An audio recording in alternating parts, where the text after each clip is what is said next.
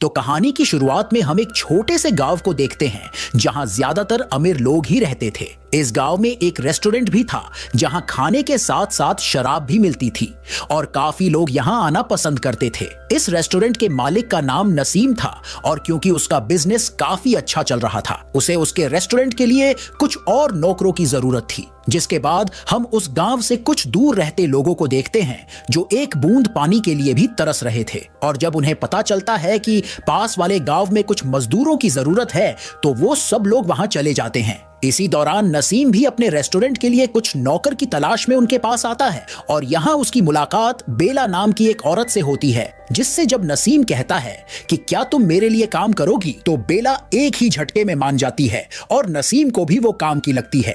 इसलिए वो बेला को अपने साथ ले जाने लगता है, जहां रास्ते में नसीम कर्नल को उसके घर से एक बंदूक के साथ निकलता देखता है, जहां ये देख के उसे कुछ गड़बड़ लगती है। इसलिए जब वो उसके घर के अंदर जाके देखता है तो वहां कर्नल की बीवी और उसके प्रेमी की लाश पड़ी थी। ये देख के नसीम डर जाता है और जल्दी से वहां से जाने लगता है। घर आके नसीम अपनी नौकरानी मरिया की मुलाकात बेला से करवाता है और फिर उसे कर्नल के बारे में बताता है कि उसने अपनी बीवी और उसके प्रेमी को मार दिया है। जिसके बाद वो जल्दी से अपने रेस्टोरेंट आता है, जहां कर्नल भी अपने कुछ दोस्तों के साथ आया हुआ था और यहाँ उसके दोस्त कर्नल की तारीफ कर रहे थे क्योंकि उसने उसकी धोखेबाज बीवी को मार दिया था। ये सब सुन के नसीम भी चौंक जाता है, जहां देखते ही देखते ये बात पूरे गांव में फैल जाती है और सब लोग कर्नल और उसकी बीवी के बारे में बात करने लगते हैं। जहां कुछ लोग कह रहे थे कि उसकी बीवी का काफी मर्दों के साथ संबंध था, तो कुछ ये भी कह रहे थे कि कर्नल अपनी बीवी की प्यास नहीं मिटा पा रहा था,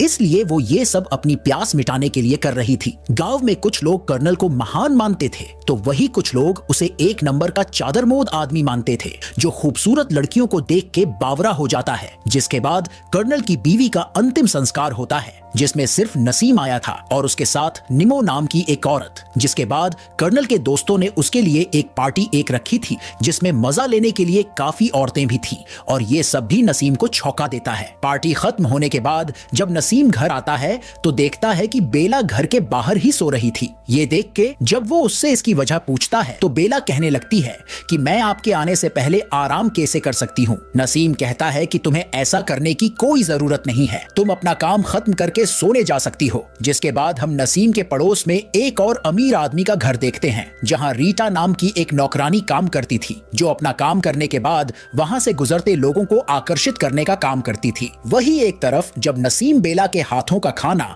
उसके रेस्टोरेंट में सबको खिलाता है तो उसी वक्त सबकी नजर कर्नल पे जाती है, जो अपनी बीवी और उसके प्रेमी की लाश को दफना रहा था। ये देख के सब कहने लगते हैं कि उन दोनों का प्यार सच्चा था, इसलिए मरने के बाद भी वो साथ ही रहेंगे। नसीम ने अभी तक शादी नहीं की थी और वो कहने लगता है, अगर शादी के बाद मेरी बीवी ऐसा कुछ करती तो मैं उसके टुकड़े टुकड़े कर देता, क्योंकि जिस गांव से वो था वहां यही सजा दी जाती है। बेला का खाना सबको बहुत पसंद आया था, इसलिए नसीम खुश होके रात में उसके लिए एक तोहफा लेके जाता है। लेकिन जब वो उसके पास जाता है तो बेला उसके बिस्तर में बिना कपड़ों के सो रही थी, जहां बेला उसका तोहफा देख के काफी खुश हो जाती है और नसीम बेला का जिस्म देख के जहां उससे रहा नहीं जाता और वो बेला को दबोच लेता है। बेला भी नसीम को पहली नजर में अपना दिल दे बैठी थी, इसलिए वो भी उसका पूरा साथ देती है और उस दिन के बाद से अब वो नसीम के घर का सारा काम दिल लगाकर करती है। वही नसीम भी पूरा दिन बेला के ख्यालों में डूबा रहता था और ऐसे ही एक दिन उसे अचानक कुछ गड़बड़ का एहसास होता है, क्योंकि उसके रेस्टोरेंट में सन्नाटा छा गया था। लेकिन वो देखता है कि बेला वहां आई हुई थी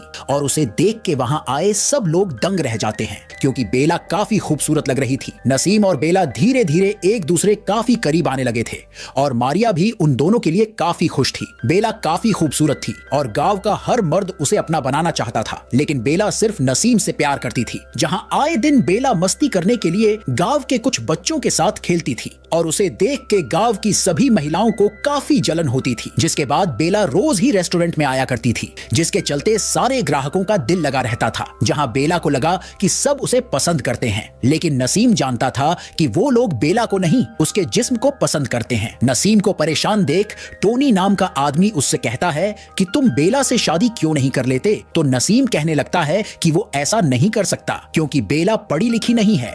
जिसके कुछ दिनों बाद उनके गांव में एक इंजीनियर आता है जिसके आविष्कार से उस गांव के लोगों की जिंदगी काफी आसान हो गई थी। और वही एक तरफ रोज की तरह रीटा आते जाते मर्दों को अपने जिस्म की झलक दिखला रही थी। वही जब टोनी नसीम से कहता है कि उसके पड़ोस में ही एक जज रहने आया है जो उन दोनों की शादी करवा सकता है, तो ये सुन के नसीम मान जाता है और बेला से शादी करने का फैसला करता है। जहां जब घर आके वो बेला से कहता है कि मैं तुमसे शादी करना चाहता हूं, तो बेला भी राजी हो जाती है। जहां कुछ दिनों बाद उन दोनों की शादी हो जाती है और उन दोनों से भी ज्यादा मारिया खुश थी। जिसके बाद नसीम पूरा दिन रेस्टोरेंट में काम करता और रात में जब थक के वो घर आता तो बेला नसीम को मजा देके उसकी सारी थकान उतार देती। जहां नसीम बेला को अपने साथ हर जगह ले जाने लगा था, लेकिन धीरे धीरे उसे एहसास होने लगा था कि बेला अमीरों के तौर तरीके नहीं सीख पा रही है और अब तो उसे उसके गवारेपन की शर्म भी आने लगी थी। वही हमें पता चलता है कि इंजीनियर को रीटा के मालिक की बेटी वीना से प्यार हो गया है और वो दोनों किसी भी जगह शुरू हो जाते थे। जहां जब वीना के पिता को इस बारे में पता चलता है तो वो इंजीनियर को उसकी बेटी से दूर रहने को कहता है, जो इंजीनियर को बिल्कुल भी अच्छा नहीं लगता और वो एक दिन वीना के साथ भाग जाता है। जहां देखते ही देखते ये खबर भी पूरे गांव में आग की तरह फैल जाती है। जहां उन दोनों के भागने से रीटा काफी खुश थी क्योंकि वो जेरी नाम के एक आदमी को काफी पसंद करती थी जो वीना को पसंद करता था। लेकिन अब जब वो इंजीनियर के साथ भाग गई थी तो रीटा एक रात जेरी को एक खत लिख के उससे प्यार का इजहार करती है और फिर उन दोनों का भी चक्कर शुरू हो जाता है। जिसके बाद एक रात उस गांव के एक आदमी पर कोई हमला करता है, जहां ये देख के सभी लोग उस हमलावर के पीछे जाने लगते हैं और वो हमलावर भागता हुआ नसीम के घर में घुस जाता है। जहां नसीम गहरी नींद में था, लेकिन बेला को कुछ आवाज आती है और जब वो उठ के बाहर देखती है तो वो उसे पकड़ लेता है। लेकिन बेला देखती है कि वो उसका दोस्त फेनी था और वो बेला से कहता है कि मुझे ऐसा करने को टोनी के पिता ने कहा था। जिसके बाद फेनी बेला को टोनी के पिता के पास भेजता है, जहां बेला उनको जाके फेनी के बारे में बताती है और ये सुन के टोनी के पिता कहते हैं कि तुमने उसकी मदद करके बहुत अच्छा काम किया। और बेला टोनी और उसके पिता के काफी करीब आने लगती है और इस बात का पता नसीम को नहीं था। जिसके बाद काफी दिन बीत जाते हैं, लेकिन उनको अभी तक फेनी नहीं मिला था और वही एक तरफ नसीम को भी बेला पर शक होने लगा था कि वो उससे कुछ छिपा रही है। लेकिन बेला कहती है कि ऐसा कुछ भी नहीं है। जहां नसीम को बेला का दूसरे मर्दों के साथ बात करना अच्छा नहीं लगता था, लेकिन एक दिन तो हद ही हो गई जब उनके गांव में आए एक सर्कस में बेला नाचने लगती है। ये देख के मारिया उसे रोकने की कोशिश करती है कि तुम एक शादीशुदा औरत हो और तुम्हें ये सब शोभा नहीं देता, लेकिन बेला उनकी एक नहीं सुनती क्योंकि उसे कुछ भी गलत नहीं लगता। जहां जब बेला नसीम से कहती है कि मुझे सर्कस देखने जाना है तो नसीम मना कर देता है क्योंकि वो अमीरों की शायरी में उसे ले जाना चाहता था और उसे अमीरों की तरह जीना सिखाना चाहता था। बेला को ये अच्छा तो नहीं लगता, लेकिन नसीम के कहने पर वो उसके साथ अमीरों की महफिल में चली जाती है। लेकिन वहां उसे बिल्कुल भी मजा नहीं आ रहा था और वो अमीरों जैसी बिल्कुल भी नहीं लग रही थी, इसलिए सब उसे अजीब तरह से घूरने लगते हैं और उसका मजाक बनाने लगते हैं। लेकिन जब टोनी और उसके पिता वहां आते हैं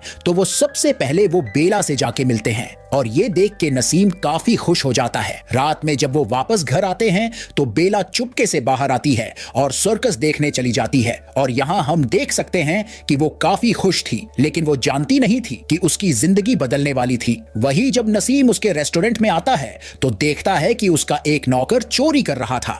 जहां ये देख के नसीम उसे मारने लगता है और मार से बचने के लिए वो कहने लगता है कि तुम्हें मेरी जगह अपनी बीवी पर ध्यान देना चाहिए, जिसका चक्कर तुम्हारे ही दोस्त टोनी के साथ चल रहा है। ये सुन के जब वो घर जाता है तो देखता है कि वहां बेला और टोनी साथ में मस्ती कर रहे थे और ये देख के नसीम पहले टोनी को डांट लगा के वहां से भगा देता है और फिर बेला को भी उससे दूर चले जाने को कहता है। जहां हमेशा की तरह ये खबर भी पूरे गांव में फैल जाती है और क्योंकि नसीम बेला से प्यार करता था, वो चाहकर भी उसे मार नहीं सकता, इसलिए नसीम का एक दोस्त जो वकील था वो टोनी और बेला पे इल्जाम लगाता है कि उन दोनों ने मिलके बेला की नसीम के साथ नकली शादी करवाई थी ताकि बेला बिना किसी परेशानी के इस गांव में आराम से रह सके, जहां सब लोग इस बात को कबूल भी भी कर लेते हैं कि बेला और नसीम की शादी नकली थी और अब उसे गांव छोड़कर जाना होगा। नसीम भी अब सबकी तरह औरतों के साथ मजे करने लगा था, लेकिन अब भी उसे सारी महिलाओं में बेला ही नजर आती थी। जहां वो खुश तो बहुत था, लेकिन उसे बेला की काफी याद आती थी और उसे लग रहा था